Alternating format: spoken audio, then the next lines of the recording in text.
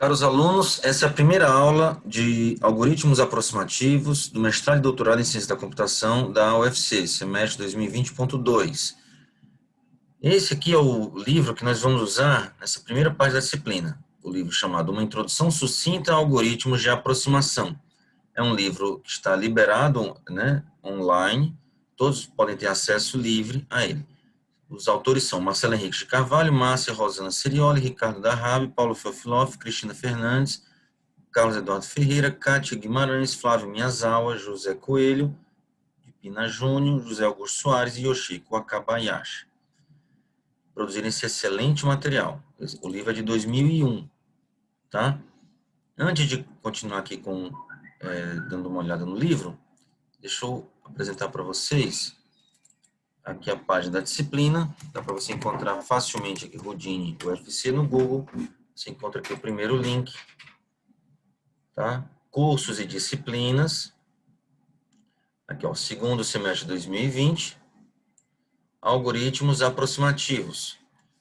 Aqui tem o link para a playlist no YouTube das aulas. Tem algumas listas de exercícios já cadastradas, já colocadas, mas estão desatualizadas. Ainda vou colocar novos exercícios, tirar alguns. Aqui uma ementa simples. E o livro-texto que eu usava antes era o livro do Vazirani, Approximation Algorithms, mas esse semestre eu vou usar bastante esse livro, está livre, está disponível online, né? Uma introdução sucinta ao algoritmo de aproximação, você pode obtê-lo por aqui, ó. Disponível aqui, livro disponível em formato PDF. Aqui está ele, ok? Então todos vocês têm acesso. Perfeito. Vamos voltar aqui ao livro. Vou pegar aqui o PDF. Vamos ler brevemente o começo aqui do prefácio. O desenvolvimento de algoritmos de aproximação e de provas de inaproximabilidade é uma das linhas de pesquisa que mais tem crescido na área de otimização combinatória e teoria da computação. Ou seja, nós queremos desenvolver algoritmos aproximativos ou provar que tais algoritmos não existem, né? O objetivo desse texto é apresentar sucintamente uma visão sistemática das técnicas utilizadas no projeto de algoritmos de aproximação e dar uma ideia dos limites intrínsecos da aproximabilidade. Ainda que os tópicos cobertos nesse texto possam ser encontrados em outros livros, Rockbaum, aqui o Alziello e o Vazirani, são os livros que eu mais uso também, o presente texto se justifica pela escassez de material em língua portuguesa. Além disso, a seleção de tópicos e a profundidade com que certos assuntos foram tratados aqui são, para nosso conhecimento, inéditas. Então, uma coisa boa desse livro, né? Ele está em língua portuguesa, alguns assuntos são mais aprofundados do que em outros livros, e outra coisa boa é que ele reúne elementos importantes de vários livros diferentes, né?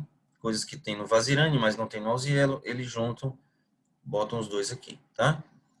Esse texto é sucinto no sentido de que se limita a apresentar os algoritmos e suas análises, sem se alongar com comentários e exemplos, mas cada capítulo contém notas bibliográficas e uma variedade de exercícios que complementam o texto. Esperamos que, apesar de sucinto, o livro tenha um caráter didático e seja útil tanto aos que procuram uma introdução à área, quanto aos que queiram estudar esse fascinante tema mais aprofundadamente, mais profundamente, tá? Perfeito, vamos então começar o capítulo 1, uma introdução bem tranquila, bem sucinta mesmo. Aqui, sumário, capítulo 1, vamos tentar ver hoje. Primeiro capítulo, introdução. Problemas de otimização têm o objetivo de encontrar um ponto ótimo, mínimo ou máximo, de uma função definida sobre um certo domínio. Os problemas de otimização combinatória têm domínio finito. Embora os elementos do domínio possam, em geral, ser facilmente enumerados, a ideia ingênua de testar todos os elementos na busca pelo melhor mostra-se inviável na prática, pois o domínio é tipicamente muito grande. Ou seja, apesar de ser finito, é um número muito grande, né? Como exemplo clássico de problema de otimização combinatória, podemos citar o problema do caixeiro viajante, o problema da mochila, o problema da cobertura mínima por conjuntos, o problema da floresta de Steiner, o problema da satisfatibilidade máxima, o problema de lógica, né? Todos surgem naturalmente em aplicações práticas. Perfeito. O desenvolvimento de algoritmos de aproximação surgiu em resposta à dificuldade computacional de muitos dos problemas de otimização combinatória. Em termos técnicos, muitos desses problemas, a grande maioria, são NP difíceis. Nessa situação, é razoável sacrificar a otimalidade em troca de uma aproximação de boa qualidade que possa ser eficientemente calculada. O que quer dizer isso? É o seguinte, como o problema é NP difícil, provavelmente, a menos que pegue o NP, né? Provavelmente nós não conseguiremos encontrar um algoritmo exato de tempo polinomial. Então, nós podemos tentar achar um algoritmo de tempo polinomial que não encontra o ótimo, pode não encontrar o ótimo, mas encontra uma solução que seja, por exemplo, 99% próximo do ótimo, né? Isso já é bem interessante. Esse compromisso entre perda de otimalidade, ou seja, você não acha o ótimo, mas acha um perto do ótimo e ganho em eficiência de tempo, né? É o paradigma dos algoritmos de aproximação. Você ganha no tempo, mas perde na otimalidade. Convém observar que um algoritmo de aproximação não é simplesmente uma heurística. O que é uma heurística? Um algoritmo que devolve uma solução boazinha, mas que para algumas instâncias pode devolver uma solução muito ruim. Um algoritmo aproximativo não faz isso. Ele garante encontrar eficientemente um elemento do domínio cujo valor guarda uma relação pré-estabelecida com o valor ótimo. Por exemplo, 80% do ótimo, né? Perfeito. No início da década de 70, Gary Graham Ullman, bem como Johnson, formalizaram o conceito de algoritmo de aproximação. O conceito já estava implícito em um trabalho de Graham, em 66, sobre um problema de escalonamento em máquinas paralelas, e em um trabalho de Erdős sobre sobre grafos bipartidos.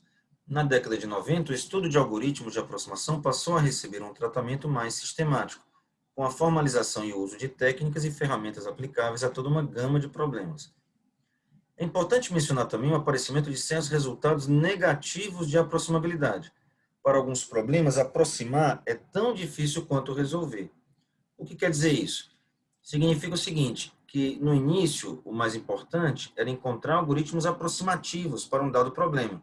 Um problema que se sabia ser NP difícil, procurava uma solução boa, um algoritmo aproximativo, devolvia uma solução a 70%, 90% do ótimo, com essa faixa de garantia, né, de aproximação, e ganhava no tempo. Conseguia um algoritmo polinomial, tempo polinomial.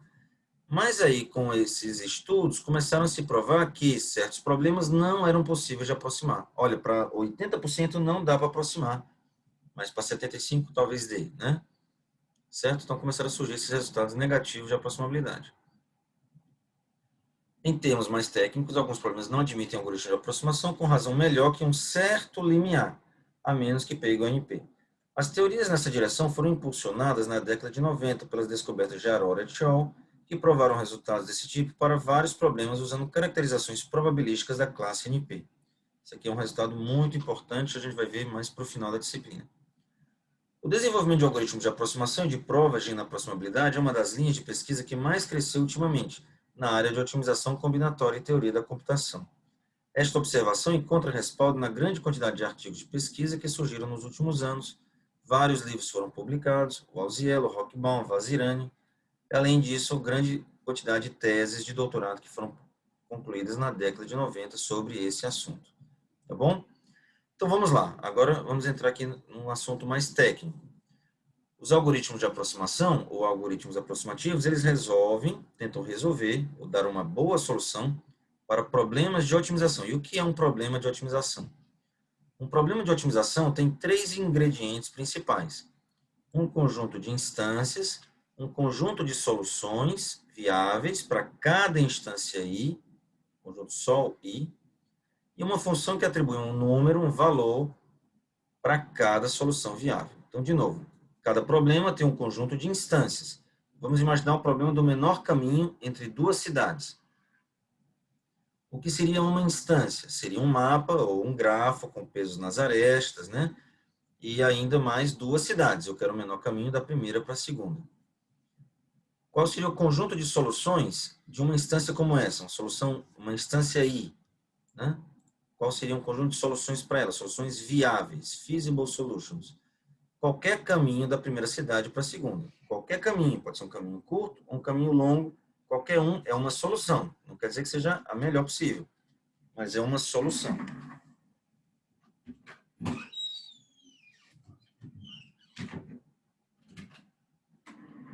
Então, e para cada solução dessa, um caminho qualquer desse, o que seria o valor dessa solução? No caso do problema do menor caminho, é o custo, né, o peso desse caminho, somando as arestas do caminho, tá? O número val S, né, para uma certa solução de uma instância I, é o valor da solução S. Quando o conjunto sol I das soluções viáveis associado a uma instância I é vazio, dizemos que a instância é inviável. Por exemplo, se nós tivéssemos um grafo ou um mapa do mundo, queremos um caminho de uma cidade do Brasil para uma cidade da África, passando só por estradas terrestres, por exemplo, né? Isso é um conjunto de soluções seria vazio, então essa instância seria inviável, tá? Ao caso contrário, a instância é dita viável.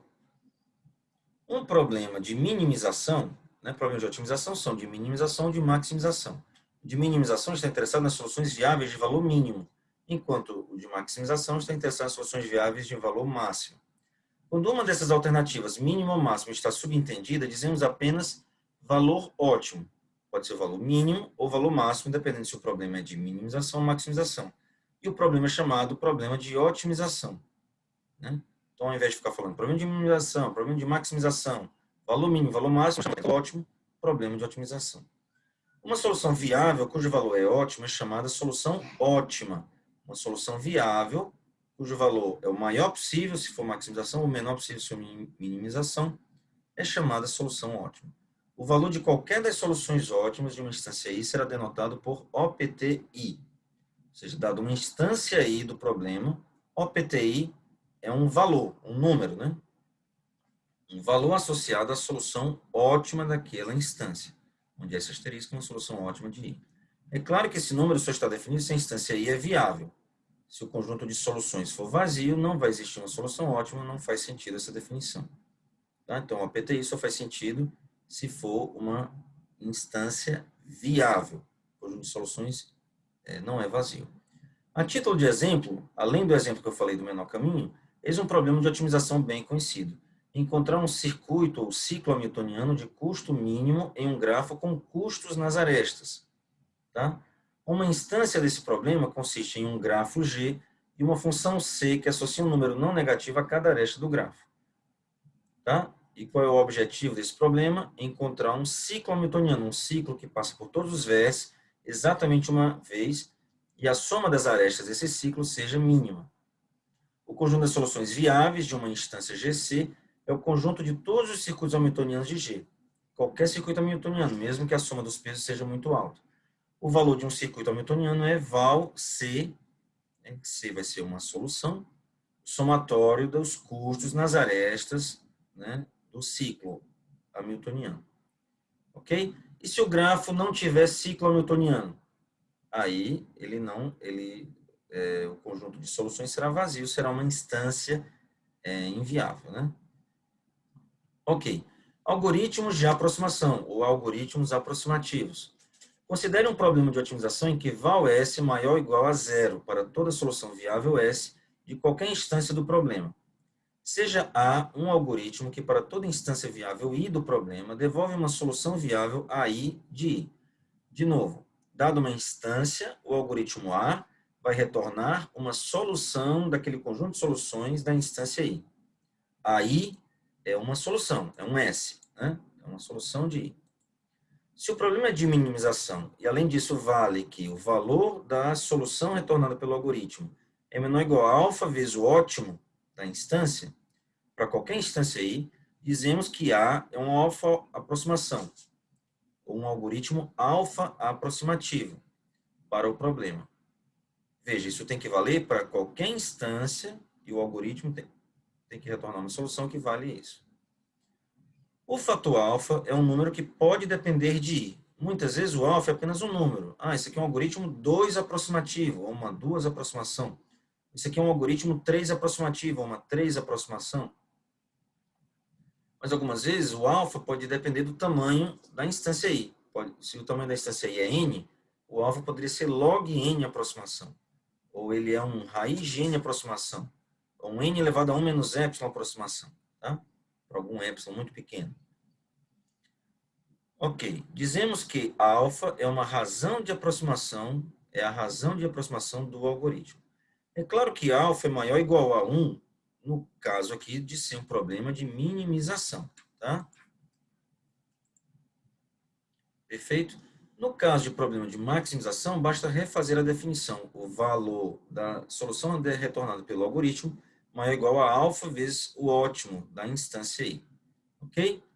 É claro que no caso de problema de maximização, o alfa está entre 0 e 1 aqui, né? Então, por que o alfa é maior ou igual a 1 para minimização e menor entre 0 e 1 para maximização? Vamos ver aqui.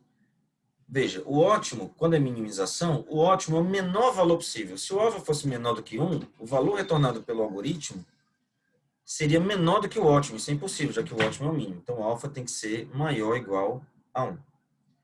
Se o problema for maximização, o maior valor possível é o ótimo, né? Então, o maior valor possível é o ótimo. Então, se o alfa fosse 2, o valor da solução retornada pelo algoritmo seria maior do que o ótimo, que é impossível, já que o ótimo é o maior possível, né? Então, no caso de maximização, o alfa é entre 0 e 1.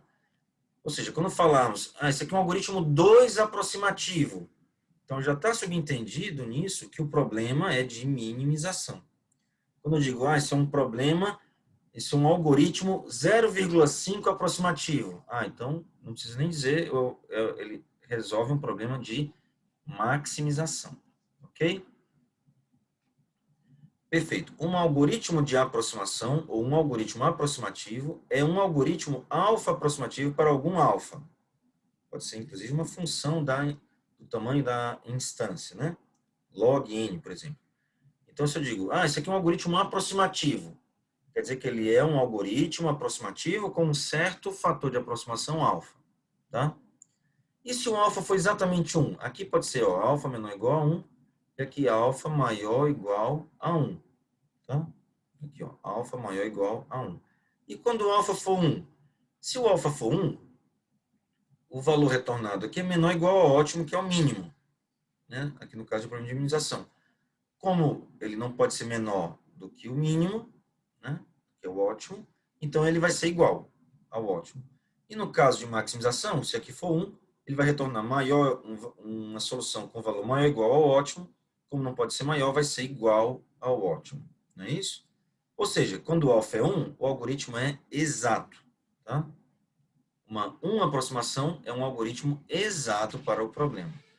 Observe que um algoritmo A é uma alfa-aproximação para um problema de minimização se alfa é uma delimitação superior para a razão entre o valor retornado pelo algoritmo e o ótimo da instância. Então, basta observar aqui essas desigualdades. Se eu dividir por OPTI, valor dividido por OPTI é menor ou igual a alfa. Valor dividido por OPTI maior ou igual a alfa. No caso de problema de minimização, isso aqui é um limitante, o alfa é um limitante superior. No caso de problema de maximização, o alfa é um limitante inferior. Né? É isso que está dizendo aqui, limitante superior, limitante inferior. Agora, surge o seguinte problema. Como é que eu vou conseguir elaborar um algoritmo e garantir esse alfa se o problema já é NP difícil? Já é difícil calcular esse ótimo aqui. Calcular esse ótimo é provavelmente não polinomial. O problema é NP difícil. Então, preciso calcular esse ótimo para saber o alfa? Não. Né? É o que está dizendo aqui agora. Como o valor de OPTI é, em geral, tão difícil de calcular quanto uma solução ótima do problema, para demonstrar que um algoritmo é uma alfa-aproximação, é essencial, como veremos, ter boas delimitações para o valor de OPTI. Então, ao invés de calcular o OPTI, que não é viável isso, né? Em questão de tempo, já que o problema muitas vezes é NP difícil, nós não calculamos diretamente o OPTI, mas conseguimos um limite superior ou um limite inferior. Isso vai nos ajudar, são as delimitações, né? A cada instância i de um tamanho de um dado problema está associado um número natural i que chamamos de instância. Podemos imaginar que as instâncias, bem como as soluções viáveis, são cadeias de caracteres. Nesse caso, i é o comprimento da cadeia de caracteres i. A gente viu isso no final da disciplina de construção de algoritmos, aquela parte mais de complexidade computacional. Um algoritmo A para o problema é polinomial se existe um polinômio P, tal que o consumo de tempo do algoritmo é limitado por P de I para cada instância i. P do tamanho da instância, né? O conceito de algoritmo polinomial deve ser entendido como uma formalização da ideia de algoritmo eficiente. Então, quando for dito aqui, esse algoritmo é eficiente, quer dizer que é um algoritmo de tempo polinomial. Pode ser até n elevado a 1000, mas vai ser considerado eficiente, entre aspas, né? Se um problema é NP difícil, então é improvável que exista um algoritmo polinomial exato para o problema. Ok? Então, é isso. Próxima aula, vamos ver o capítulo 2, algoritmos clássicos de aproximação. É isso.